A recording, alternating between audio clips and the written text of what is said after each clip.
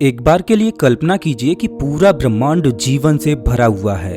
ब्रह्मांड के कोने कोने में इंटेलिजेंट एलियन सभ्यताएं वास करती हैं और हम इंसान इस ब्रह्मांड में इकलौते इंटेलिजेंट प्राणी नहीं हैं। लेकिन ये एलियन सभ्यताएं देखने में कैसी होंगी?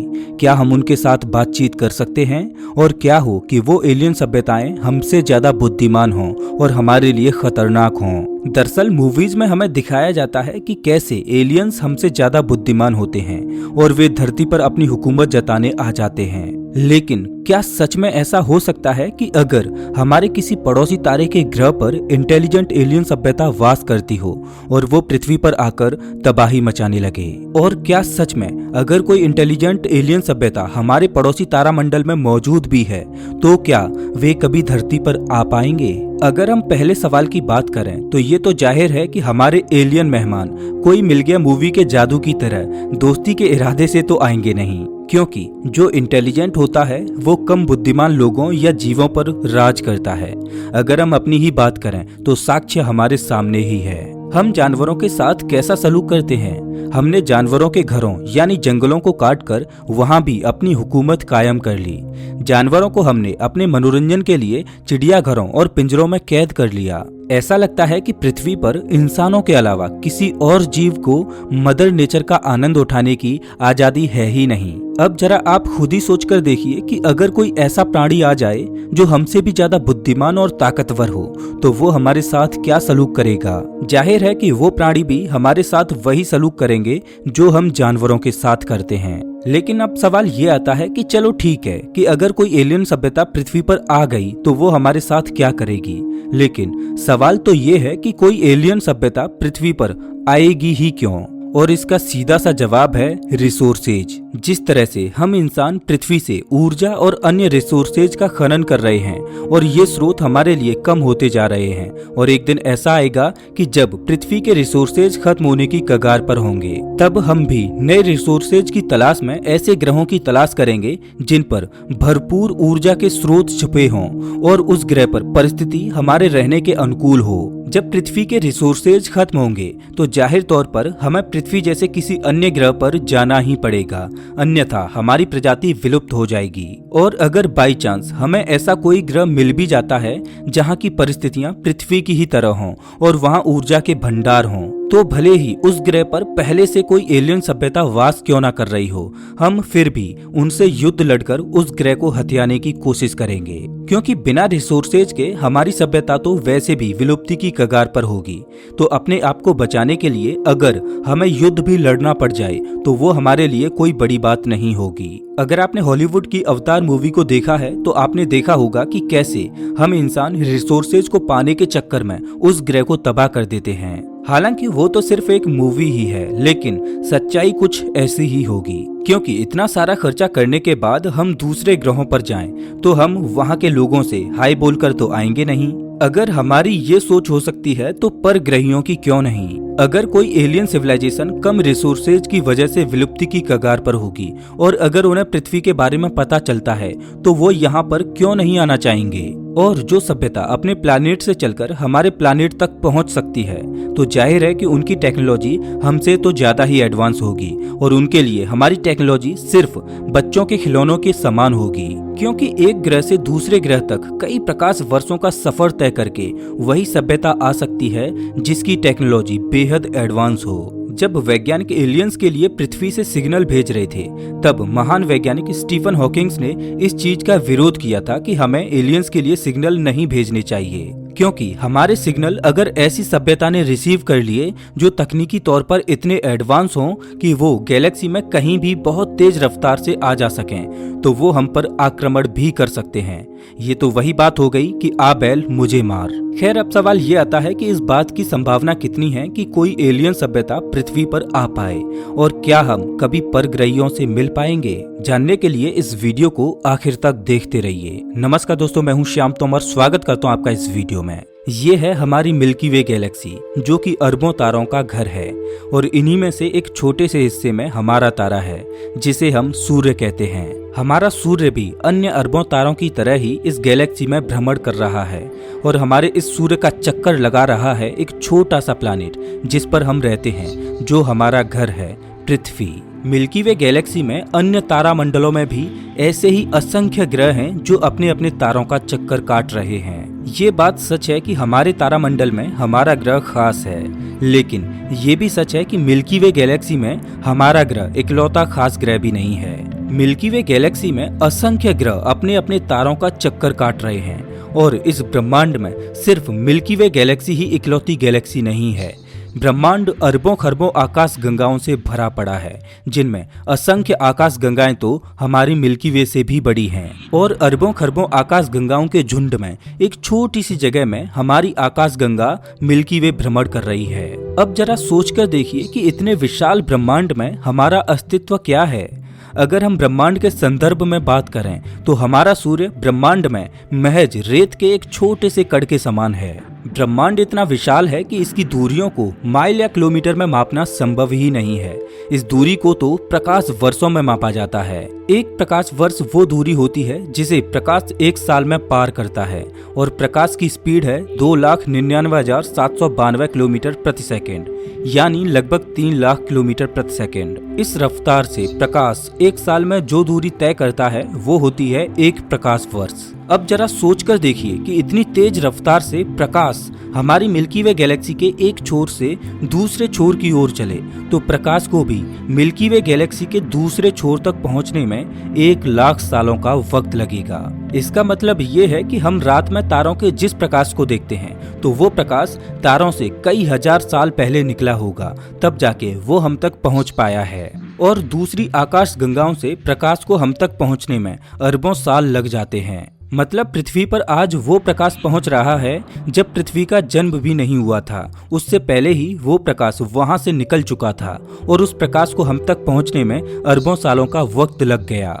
और इतने लंबे समय में हमारा सौरमंडल भी बन गया, पृथ्वी भी बन गई और पृथ्वी पर अरबों साल पुराने प्रकाश को देखने वाले हम इंसान भी बन गए। अब इतने बड़े ब्रह्मांड में इस बात के कितने चांसेज हैं कि हम इकलौते ही ऐसे हैं जो खास हैं। लॉजिकली देखा जाए तो लगता नहीं कि हमारी पृथ्वी ही इकलौती ऐसी है जो जीवन को धारण कर सकती है, बल्कि ब्रह्मांड में अरबों खरबों ग्रह ऐसे होंगे जो जीवन को धारण करने योग्य होंगे। कुछ वैज्ञानिक ऐसा मानते हैं कि वो दिन दूर नहीं जब हम एलियंस के साथ संपर्क बना पाएंगे, लेकिन सवाल ये है कि परग्रही जीव देखने में आखिर कैसे होंगे और क्या हो अगर हम परग्रहियों से पहले ही मिल चुके हों। कुछ लोग मानते हैं कि उनकी एलियंस के साथ मुठभेड़ हो चुकी है, तो कुछ लोग मानते हैं कि पास्ट में एलियंस पृथ्वी पर आया करते थे। हालांकि ये सभी बातें किसी फैंटेसी से कम नहीं लगती और खुद एलियन शब्द भी हमारे लिए फैंटेसी ही है जब तक कि हम परग्रहियों से मिल न लें। वैज्ञानिक एलियंस की खोज में करोड़ों रुपए खर्च किए जा रहे हैं। पृथ्वी पर एलियन हंटिंग की अगर कोई सबसे बड़ी साइट है तो वो है सेटी,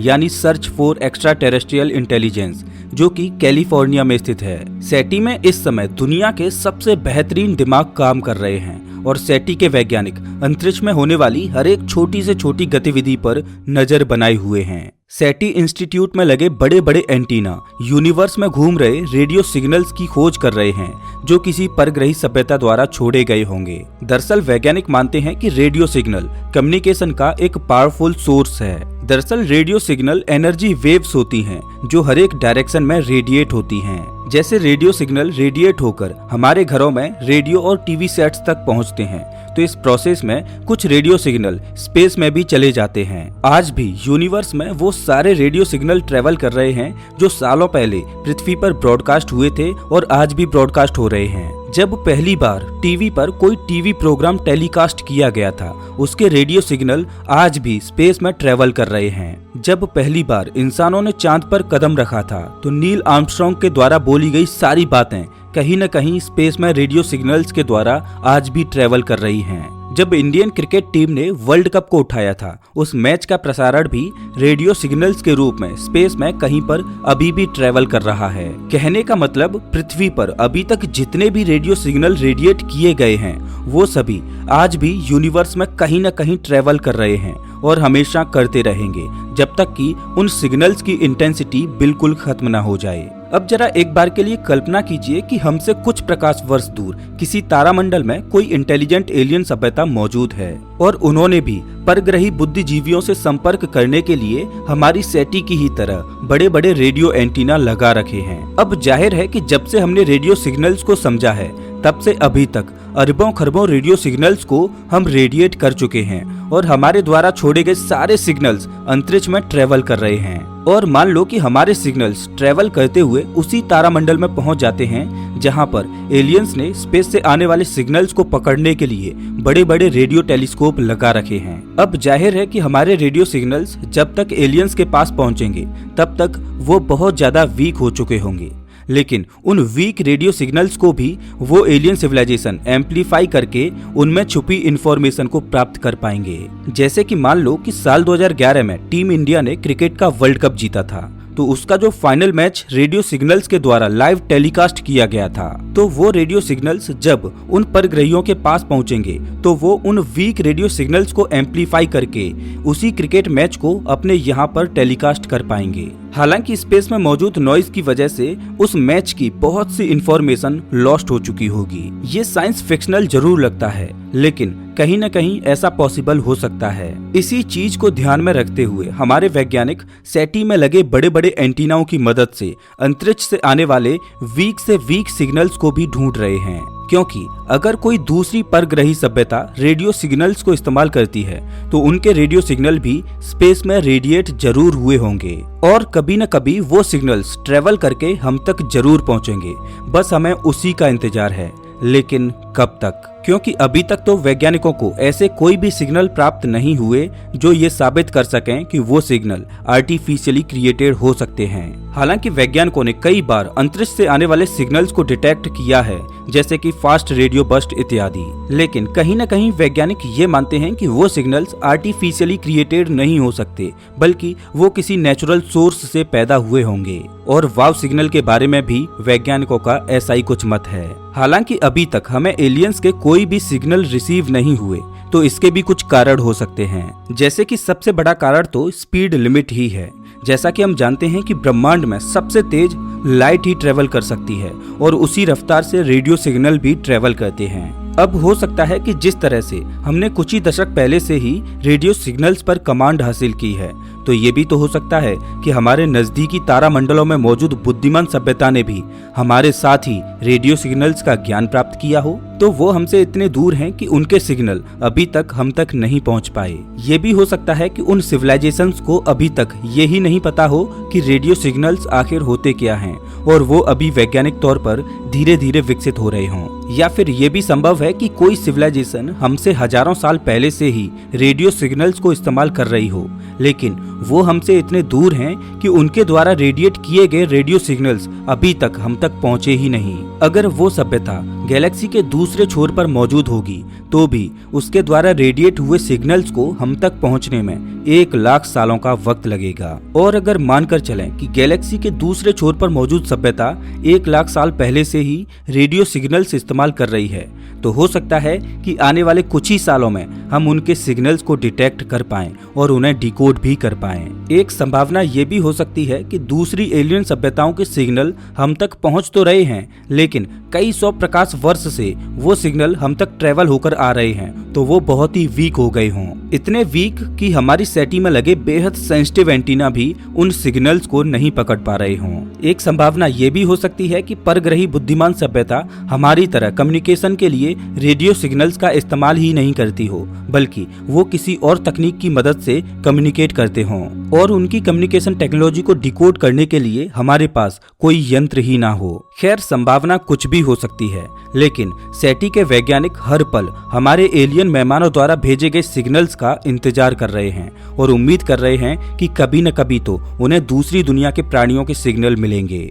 अब यहाँ पर सवाल ये आता है कि जब हम तक उनका सिग्नल आने में ही इतना समय लग रहा है, तो खुद एलियंस को पृथ्वी पर आने में कितना समय लगेगा?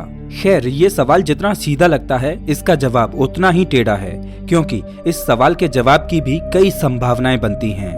जैसे कि आने को तो एलियंस पृथ्वी पर कल ही आ जाएं, या उनको आने में हजारों सालों का वक्त लगे, या फिर वो कभी ना आए। इस बात को हमें अपने आप से ही समझना होगा। जैसे कि मान लो कि हमारे सबसे करीबी तारे अल्फा सेंटोरी के प्लानेट पर हमें पहुंचना है। अब देखा जाए तो अल्फा सेंटोरी हमसे 4 प्रकाश वर्ष की दूरी पर मौजूद है। अब सुनने में हमें 4 प्रकाश वर्ष की दूरी बहुत ही कम लगे, लेकिन ये दूरी इतनी है कि हम अपने आज के सबसे फास्टेस्ट स्पेसक्राफ्ट से वहां जाने का प्रयास करें तो भी हमें वहां पहुंचने में 40 से 50 हजार साल लग जाएंगे। अब जरा सोचकर देखिए कि मंगल ग्रह हमसे सिर्फ 14 प्रकाश मिनट की दूरी पर मौजूद है। मतलब अगर हम प्रकाश की रफ्तार से चलें तो मंगल ग्रह तक हमें पहुंचने में महज 14 मिनट लगेंगे। लेकिन अगर हम प्रकाश द्वारा ट्रेवल की गई 14 मिनट की इस डिस्टेंस को ही हमारी फास्टेस्ट टेक्नोलॉजी से ट्रेवल करें तो हमें उसी डिस्टेंस को कवर करने में 6 से 9 महीने का वक्त लग जाता है। मतलब पृथ्वी से मंगल तक की 14 प्रकाश मिनट की दूरी को ट्रेवल करने में हमें 6 से 9 महीनों का वक्त लगता है। तो हम तो बात कर रहे थे अल्फा सेंटोरी की, वहां पहुंचने में हमें 40 से 50 हजार सालों का वक्त लगेगा। ये तो केवल अंदाजा ही है, इससे ज्यादा समय भी लग सकता है। अब आप खुद ही बताइए कि हम इंसानों की उम्र 60 से 70 साल पर ही खत्म हो जाती है, तो हम 50 हजार सालों तक कैसे सफर कर पाएंगे। अब मानकर चलें कि हमने ऐसी स्पेसशिप बना भी ली कि उसमें हमें सारी सुविधाएं मिलें, जैसे कि उसी स्पेसशिप में हम फसलें भी उगा सकें, उसका वातावरण हमारे अनुकूल हो, उसमें इतना फ्यूल भी हो कि वो 50 हजार सालों तक स्पेसशिप को चला पाए। तो भी क्या कोई इंसान अपने जीवन की कुर्बानी देने के लिए तैयार होगा, जबकि उसे पता हो कि ये ट्रिप नो रिटर्न होने वाली है और उसका जीवन उसी स्पेसशिप में खत्म हो जाएगा। अब एक बार के लिए मान भी लें कि कुछ कपल्स अपने जीवन की कुर्बानी देने के लिए तैयार हो भी जाएं और उनका लक्ष्य केवल एक ही हो कि नई पीढ़ी को जन्म देना है और वो नई पीढ़ी दूसरी नई पीढ़ी को जन्म देगी। इस तरह से पृथ्वी से उनका सफर शुरू होता है। इस तरह से अल्फा सेंटोरी तक पहुंचने में स्पेसशिप में इंसानों की हजारों पीढ़ियां जन्म लेंगी और हजारों खत्म हो जाएंगी। तब जाके उनके बच्चों के बच्चों के बच्चों के बच्चों की कई हजारवीं पीढ़ी जाकर वहां पहुंच पाएगी। अब जरा सोचकर देखिए कि इतने समय में स्पेसशिप में हर नई पीढ़ी के साथ जनसंख्या की वृद्धि होती जाएगी, जिससे स्पेसशिप में रिसोर्सेज कम पड़ जाएंगे और एक समय आएगा कि वो रिसोर्सेज के चक्कर में एक दूसरे को ही मार गिराएंगे। बिल्कुल वैसे ही जैसे आज हम इंसान इस धरती पर कर रहे हैं। देखा जाए तो अल्फा सेंटोरी तक जा पाना प्रैक्टिकली संभव नहीं लगता। हाँ, एक तरह से वहां जाया जा सकता है, हम किसी तरह से इतने हजारों सालों तक हाइबरनेशन में चले जाएं। लेकिन खुद हाइबरनेशन शब्द ही हमारे लिए साइंस फिक्शन से कम नहीं है। अब जरा सोचकर देखिए कि जिस तरह से हमारा दूसरे एलियन वर्ल्ड में जाना इतना आसान नहीं है, तो फिर एलियंस का भी हमारी दुनिया में आना उतना ही कठिन होगा। तो फिर कोई भी एलियन सभ्यता पृथ्वी पर क्यों ही आना चाहेगी। हाँ, अगर हम वर्म होल टेक्नोलॉजी को समझ पाएं तो हमारा पूरे ब्रह्मांड में कहीं पर भी जाना आसान होगा और एलियंस का भी हम तक आना उतना ही आसान होगा। आपको बता दें कि वर्म होल्स स्पेस और टाइम में शॉर्टकट्स होते हैं जो 2 समय अंतरालों और जगहों को जोड़ते हैं। लेकिन खुद वर्म होल भी हमारे लिए अभी किसी साइंस फिक्शन से कम नहीं है। लेकिन ये जरूरी तो नहीं कि जिस टेक्नोलॉजी को अभी तक हम नहीं समझ पाए तो उसे कोई और भी ना समझ पाए। ये ब्रह्मांड अनंत है और इसमें अनंत ही संभावनाएं हैं। ब्रह्मांड हमारी कल्पना से भी परे है। क्या पता कि हमें चौंकाते हुए कल ही कोई एलियन सिविलाइजेशन पृथ्वी पर आ जाए या फिर कभी न आए। तो दोस्तों, इस वीडियो में बस इतना ही। वैसे आप हमारा ये वीडियो कौन से शहर से देख रहे हो हमें कमेंट करके जरूर बताएं। अगर आपको ये वीडियो अच्छा लगा हो तो इसे लाइक करें और ऐसे ही वीडियोज के लिए चैनल को सब्सक्राइब करें, साथ ही बेल आइकॉन दबाएं।